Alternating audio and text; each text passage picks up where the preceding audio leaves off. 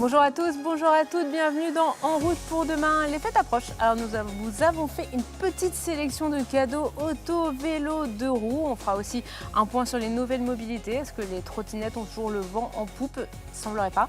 Et on découvrira NIO, un constructeur de voitures électriques qui veut rivaliser avec Tesla. C'est le programme d'En route pour demain.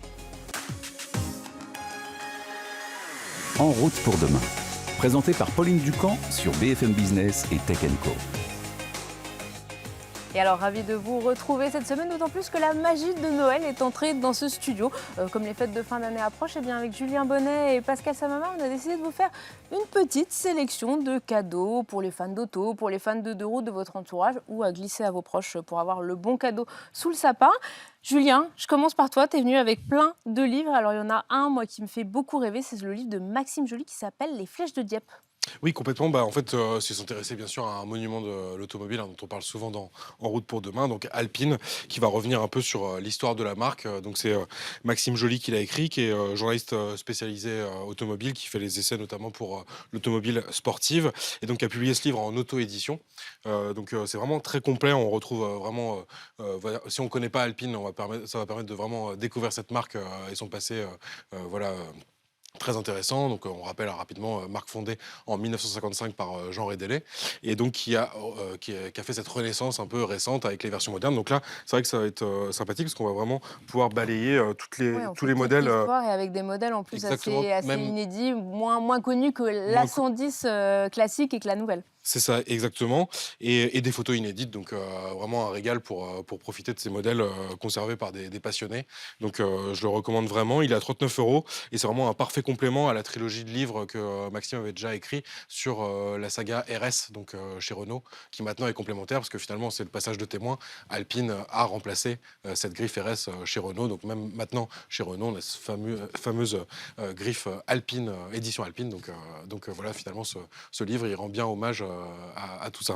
Alors un cadeau auto, un cadeau deux roues, Pascal. Alors, Pascal, tu es venu harnaché avec plein d'accessoires, notamment. Alors tu as cette sacoche, je suppose que c'est une sacoche. Alors c'est une sacoche, oui, on peut la mettre comme ça. C'est une sacoche qui a été créée pour les motards, pour les cyclistes, c'est pour les deux. Moi j'ai choisi des cadeaux pour motards et cyclistes parce que j'aime bien les deux et que je fais les deux. Donc autant faire les deux. Alors pour nos auditeurs qui nous écoutent en radio, ça fait vraiment comme un petit cartable dans lequel on pourrait glisser un ordinateur portable. Il fait cuir avec des surpiqûres. Et dans la hanse, quand on la retourne, là on peut glisser sa carte de crédit quand on passe au péage, son ticket de péage. On n'a plus à chercher dans ses poches. Et mieux même, en fait, il y a aussi une sacoche qui s'accroche à la cuisse. Alors là, Pascal se lève, il a ce qui ressemble à un holster sur le côté de la cuisse. Un peu de Joss Randall. Un peu de Joss Randall, exactement, c'est tout à fait ça, on est dans l'ambiance. Effectivement, c'est une espèce de holster qui permet justement, quand on est à vélo, quand on est à moto, d'avoir tous ces papiers à proximité de la main, Je vais tenter de le défaire. Oui, ça n'a pas l'air très très simple, mais c'est assez joli aussi, pareil, en cuir, avec des surpiqûres. Là, on est dans une teinte plutôt noire, et puis c'est vrai que c'est assez... on sent qu'on peut glisser là maintenant. Pascal a l'air d'avoir du mal à le défaire, mais bon... Mais ça veut dire que c'est bien accroché et que quand on risque pas de le perdre quand on a fait un trajet. En fait... Juste pour parler, c'est quoi comme marque? C'est une marque française qui s'appelle Artenvel, qui a été créée en 2017, il n'y a pas très longtemps. C'est deux copains, deux passionnés, un d'aviation de chasse et l'autre de moto, qui trouvaient pas leur compte dans la bagagerie qui était proposée pour les motards, pour les cyclistes, pour tous les gens qui bougent un peu, qui font des grands voyages et qui ont besoin d'avoir sur eux et près d'eux et de façon sécurisée leurs accessoires, leur téléphone, leur papier d'identité pour ne pas perdre des documents importants. Bref, ils ont créé toute une gamme de bagagerie spécialement conçue pour motards, cyclistes et même camionneurs, automobilistes qui veut avoir ces choses près de lui. Bref, et alors, tarif du coup pour la grande sacoche et puis la plus petite? Eh bien, tarif, la grosse sacoche, c'est environ 300 € et la petite, c'est autour de 200 €. Il y a plein de modèles différents, il y a des modèles plus militaires avec du camouflage, il y a plein de choses différentes et c'est Artenvel. Et c'est made in France. Et c'est made in France. Julien, du coup, on pourra peut-être ranger dans la sacoche de Pascal après le deuxième livre que tu nous as amené, qui s'appelle Voitures de toujours. Donc là, c'est vraiment toutes les voitures historiques depuis le début de l'automobile, pratiquement. Voilà, exactement. C'est vraiment un livre très complet qui se parcourt vraiment. On va prendre plaisir à finalement découvrir ou redécouvrir les modèles les plus populaires. Donc, bien sûr, 2 chevaux, coccinelle, Fiat 500. Et ce qui est original, c'est que c'est écrit par Nicolas Meunier, déjà, je vais le rappeler, qui est journaliste automobile chez Challenge, aussi rédacteur en chef de Génération sans permis, donc qui est très curieux de toutes les variations, on va dire, automobiles, et qui là fait un classement par pays. Donc, c'est vrai que c'est assez original parce que ça va permettre de redécouvrir un peu des modèles. Si on est fan de iconiques. Voitures italiennes ou Voilà, fan exactement. de voitures anglaises, on Donc c'est pas trouve très facilement. exhaustif, ça va vraiment se concentrer sur une voiture un peu symbole du pays. Alors pour les grands pays de l'automobile, les pays pionniers, donc comme la France, bien sûr, l'Italie, l'Angleterre, l'Allemagne, bien sûr, il y aura un petit peu plus de modèles. Mais on va aussi s'aventurer dans des contrées plus lointaines, donc la République tchèque de Skoda, la Roumanie de Dacia ou encore le Japon de Subaru. On va même jusqu'en Iran. Et voilà, pour découvrir les fameux modèles Iran Khodro.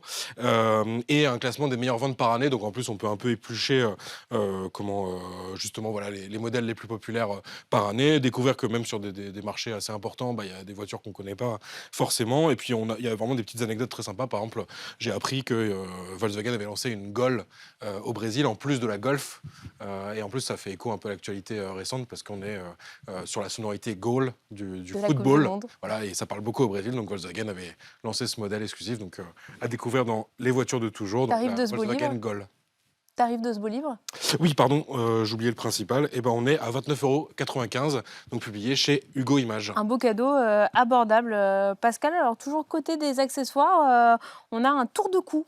Tour de cou, et c'est un accessoire pour les cyclistes, toujours, pour les motards, pour les piétons même, je dirais, pour les gens qui conduisent des voitures en cabriolet, version cabriolet. Ces tours de cou, c'est une société française qui s'appelle Head Square qui les fait. Ils ont l'air, alors bon, bien sûr, on va me dire, un tour de cou, c'est un tour de cou. Eh ben non, parce que ceux-là, ils ont un petit système qui permet de fixer sur le nez sans que ça se voit pas beaucoup. C'est un petit filet. Un petit élément de plastique, finalement, Exactement. on peut presser et ça permet de bien l'ajuster et d'avoir chaud. Il permet d'avoir chaud, il laisse pas passer le froid, il est indéchirable, il laisse pas passer toutes les poussières qu'on pourrait se prendre dans la figure. En ce moment, il y a plein de choses qui circulent, etc. Bref, c'est quelque chose. Et puis, si on met un masque chirurgical ou FFP2 dans la rue, on peut le dissimuler avec ça. C'est bien plus joli et en plus, les couleurs qu'un masque médical. Merci beaucoup. Donc Pascal m'a offert la version Panthère. Il est très très mignon. C'est vrai qu'il a l'air en plus assez chaud. Tarif de mon petit cadeau, même si ça 30 €. Alors il y en a, plein de modèles. Il y a une trentaine de motifs différents pour cyclistes, pour motards, pour course automobile, pour tous les jours. Du coup, après les beaux livres, on passe au calendrier, parce que finalement, c'est aussi bientôt la saison, bientôt le 1er janvier. Voilà, c'est un cadeau de fin d'année plutôt pratique, parce qu'il va nous permettre de préparer l'année suivante.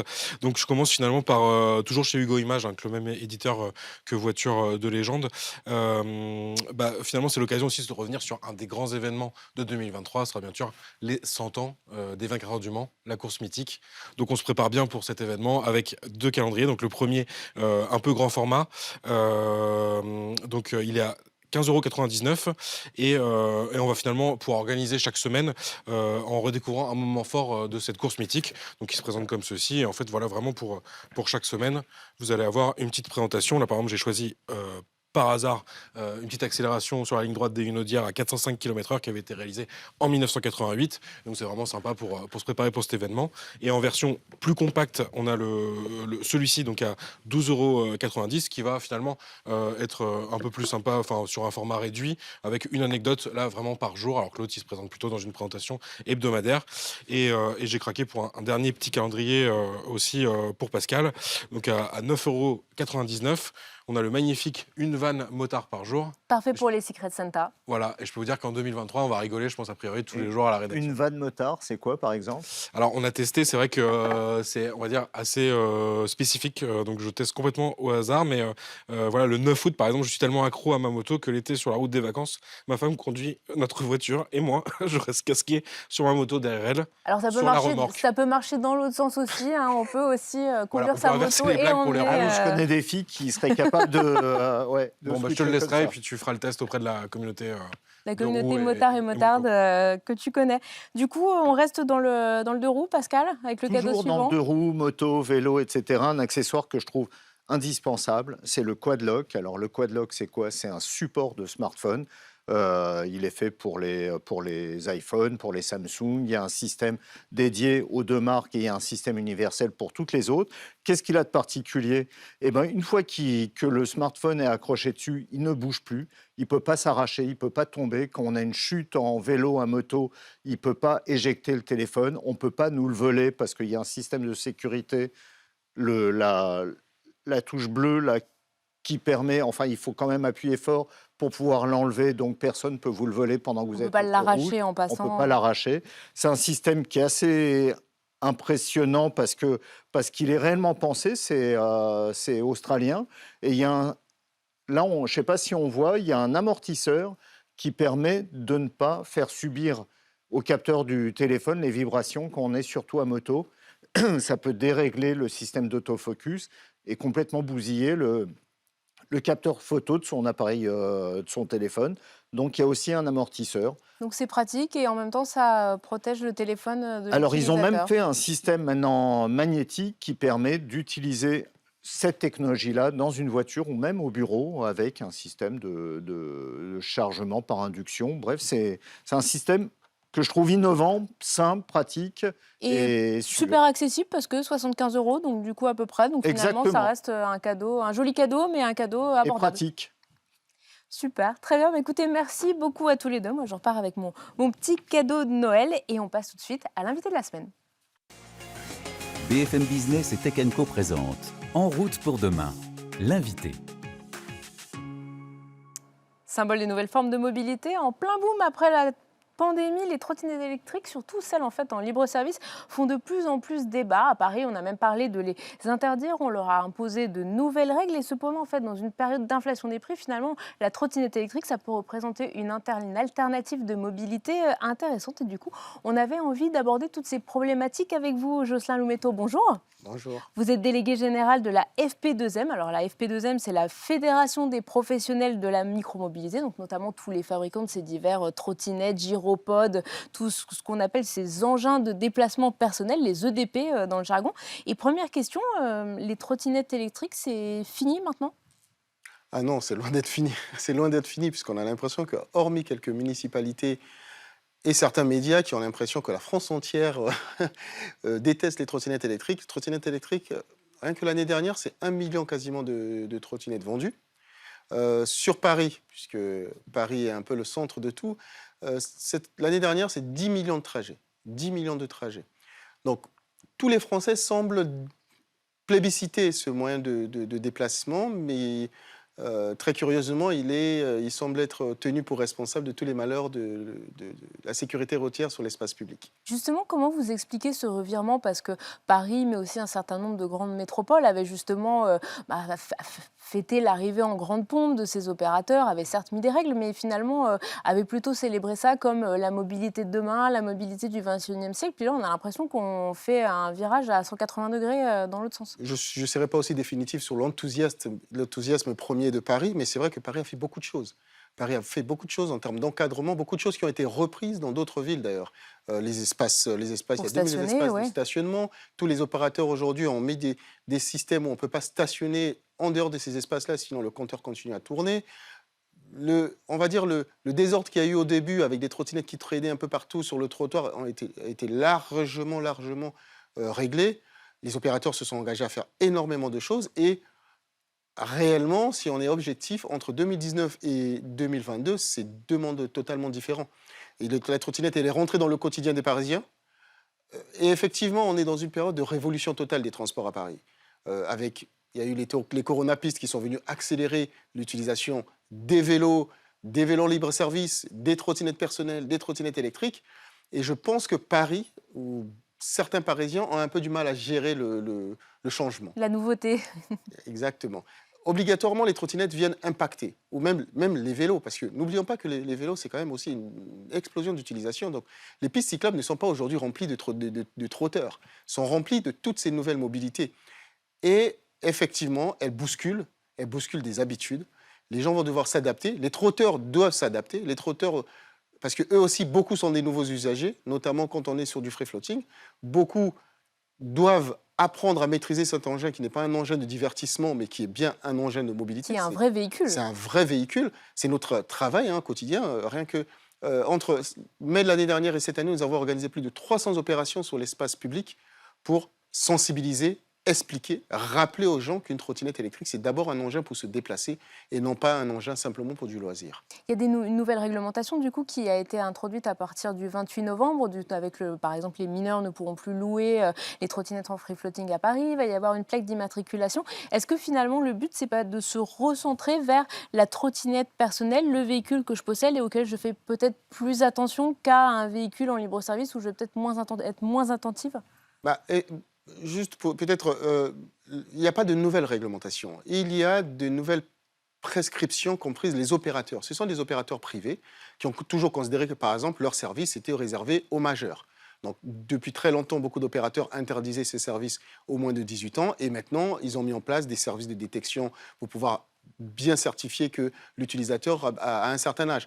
Ils ont choisi de mettre en place une immatriculation pour leur engin, pour faciliter la vie, on va dire, aux gendarmes, aux policiers, pour tous ceux qui vont faire n'importe quoi sur les trottoirs et autres. Et effectivement, ça, ce sont encore une fois des initiatives des opérateurs privés pour répondre à cette inquiétude un peu excessive de ville et légitime aussi de crainte de nouveaux usages. À côté de ça, effectivement, on a un usage privé de possesseurs, je l'ai dit tout à l'heure, plus d'1 million de trottinettes. Sur les 3 dernières années, on a plus de 2,5 millions d'utilisateurs, qui sont des gens qui utilisent à 67% leur usage, c'est le déplacement du quotidien, ce qu'on appelle le déplacement pendulaire. Ce n'est pas simplement faire du loisir. Et vous savez, c'est très important de garder en mémoire qui utilise une trottinette électrique. Justement, qui? Parce que finalement, on a un petit peu du mal à appréhender qui est le conducteur de ces trottinettes. On est loin du cliché du bobo parisien. L'acheteur de trottinettes électriques, c'est 50% de CSP-, donc des ouvriers, des salariés, et 12% d'inactifs, donc des étudiants, des sans-emploi. C'est ça le profil des utilisateurs, des acheteurs de trottinettes électriques. Quand on fustige ce moyen de transport, on oublie simplement qu'il permet à beaucoup de gens qui, aujourd'hui, font partie des gens qui sont les plus touchés par l'augmentation du coût de la vie. Qui n'ont pas forcément les moyens de se déplacer. Qui n'ont pas forcément les moyens, ou simplement, vous savez, travailler dans une zone d'activité sur laquelle il y a des transports dans des horaires décalés, où on n'a plus de transport en commun. Aujourd'hui, ces gens-là, qui étaient obligés, parfois, effectivement, de marcher 3-4 km, ce n'était pas du choix. Ils n'avaient pas le choix. Aujourd'hui, ils ont gagné en confort parce que ces 4 km entre la gare et le lieu d'embauche, ils le font en trottinette électrique. Et il ne faut pas oublier que cet engin, si aujourd'hui il y a ce succès, c'est parce qu'il répond à un besoin, et que des gens qui se sont retrouvés sur une trottinette électrique, c'est parce qu'ils n'ont pas trouvé ils n'ont pas trouvé le bon moyen autre part que sur une trottinette électrique. Donc, c'est important pour les autorités, mais d'une manière générale sur tout l'écosystème, de commencer à se rendre compte que les trottinettes sont arrivées et sont là pour durer.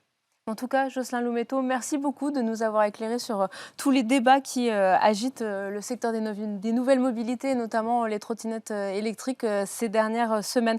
On passe tout de suite à l'essai de la semaine avec un nouvel acteur qui arrive sur le marché européen. Son nom, c'est NIO. Son credo, c'est la grande berline électrique. Et c'est un essai signé Julien Bonnet, Olivier Mélan et Bastien Poty.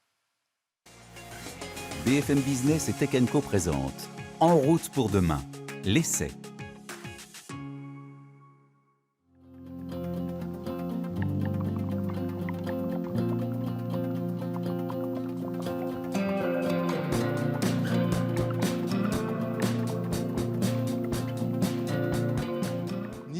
NIO, cette marque ne vous dit sans doute rien, et pour cause, elle commercialisait ses véhicules jusqu'ici principalement en Chine. Elle a été fondée en 2014 par le milliardaire William Li, qui rêvait en fait de créer sa propre marque 100% électrique, premium et très connecté. Un petit côté Elon Musk qui vaut à NIO le surnom de Tesla chinois. Mais la marque s'attaque maintenant à l'Europe. Après un premier lancement de ses véhicules en Norvège l'an dernier, elle lance cette grande berline, le T7, en Allemagne. Un grand véhicule, 5,10 m, qui n'a rien à envier aux concurrents du genre qu'on retrouve notamment chez Mercedes, Audi ou encore BMW. Derrière cette silhouette assez classique, on trouve quelques petites originalités, notamment des feux à l'avant qui sont très fins. Et sur le toit, on ne peut pas les manquer. En fait, au total, sur la voiture, on a 11 caméras, 5 radars et un lidar qui va être au centre. Et ce lidar, finalement, ça va permettre d'améliorer la conduite semi-autonome, voire à terme de proposer de la conduite autonome niveau 3, donc pouvoir lâcher les mains du volant, ce que propose déjà Mercedes depuis le début de l'année. NIO, il propose déjà cette fonction en Chine, mais ils attendent bien sûr les homologations pour pouvoir être capables de proposer un tel service en Europe. Et donc il faudra suivre ça dans les prochains mois. On va voir tout de suite à l'intérieur à quoi ça ressemble.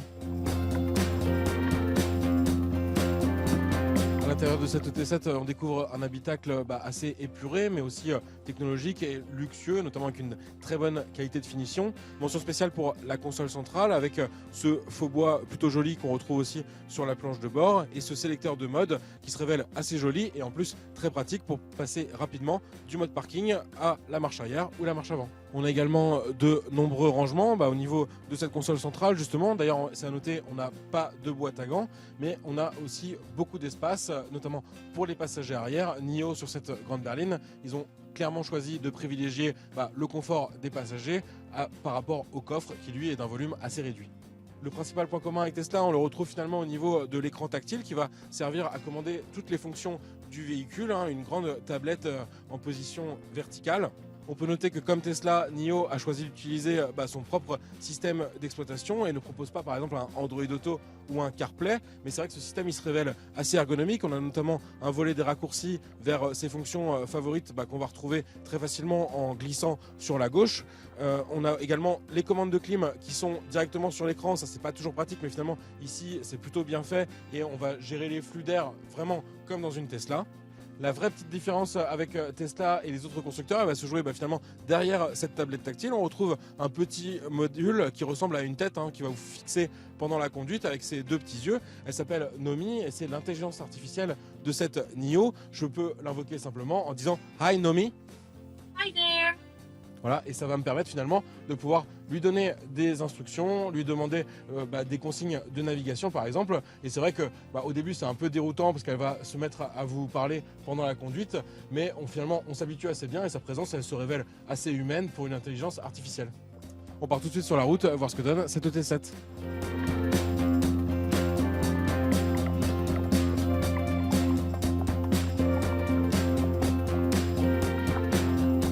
À bord de cette NIO ET7, on a tout d'abord un grand sentiment de confort. On est vraiment sur les standards des grandes berlines 100% électriques. On peut notamment la comparer à une Mercedes EQE et bien sûr à sa grande rivale sur le marché chinois et bientôt européen, la Tesla Model S. Côté batterie, cette ET7 elle va être proposée avec trois capacités différentes, donc une 75 kWh. Nous on a la version intermédiaire, donc avec une batterie de 100 kWh.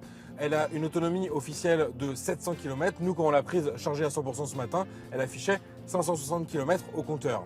À terme, il y aura aussi une version avec une batterie de 150 kWh qui sera proposée. Et là, symboliquement, en fait, NIO promettra 1000 km d'autonomie, donc un cap assez important pour une voiture électrique. Côté recharge, NIO a développé une solution assez innovante, pas forcément besoin de brancher en effet cette ET7 pour recharger sa batterie. Il suffit de se rendre dans une station, il y en a déjà en Chine bien sûr, mais aussi en Norvège et à Berlin, il y a une station de test. Et donc vous amenez votre voiture dans cette station et en fait c'est une machine qui va se charger de remplacer le bloc batterie tout simplement par une batterie complètement chargée.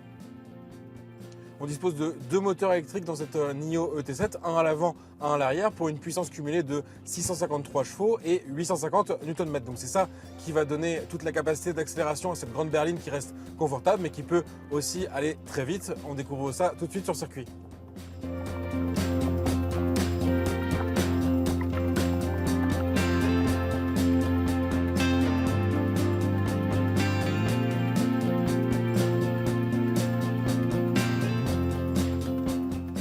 Haute similitude avec les modèles de Tesla, une capacité d'accélération assez folle. Donc cette NIO ET7, elle peut réaliser un 0 à 100 en 3,8 secondes. Donc pour ça, il faut passer en mode Sport Plus. Donc là, on était en confort. Je passe en Sport Plus. J'ai le pied sur le frein, j'enclenche le mode drive et c'est parti.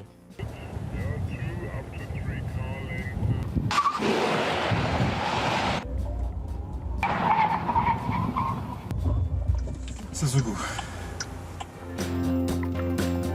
Côté tarif, NIO avait tout d'abord annoncé uniquement une formule d'abonnement qui aurait l'avantage d'inclure en fait les changements de batterie en station à un prix avantageux. Sur notre berline ET7 100 kWh, avec cette formule d'abonnement, il faut compter un prix de 69 900 € actuellement en Allemagne, auquel on ajoute un loyer mensuel de 289 €. Mais finalement, la marque chinoise propose aussi un achat intégral du véhicule. Sur notre modèle, il faut compter 21 000 € en plus, soit un tarif hors subvention de 90 900 €. Juste après le T7, NIO doit aussi lancer une plus petite berline sur le format similaire un peu à la Model 3, le T5, et également un SUV assez haut de gamme, le L7. Des modèles pour le moment réservés à ces nouveaux marchés pour NIO, l'Allemagne donc, mais aussi la Suède, les Pays-Bas ou encore le Danemark. Une deuxième vague de pays est ensuite prévue pour 2023, avec notamment la Grande-Bretagne, la Suisse ou encore la Belgique. Pour la France, l'Italie et l'Espagne, il faudra a priori attendre 2024. De quoi alors profiter d'un réseau plus vaste de stations d'échange de batterie. Il est encore embryonnaire actuellement et au cours des 3 prochaines années, NIO prévoit d'en installer au total 1000 en Europe. Et voilà, merci à tous de nous avoir suivis. C'est déjà la fin de ce numéro d'En route pour demain. On se retrouve la semaine prochaine sur BFM Business et Tech & Co. Prenez soin de vous d'ici là, à bientôt. En route pour demain, la mobilité sous toutes ses formes sur BFM Business et Tech & Co.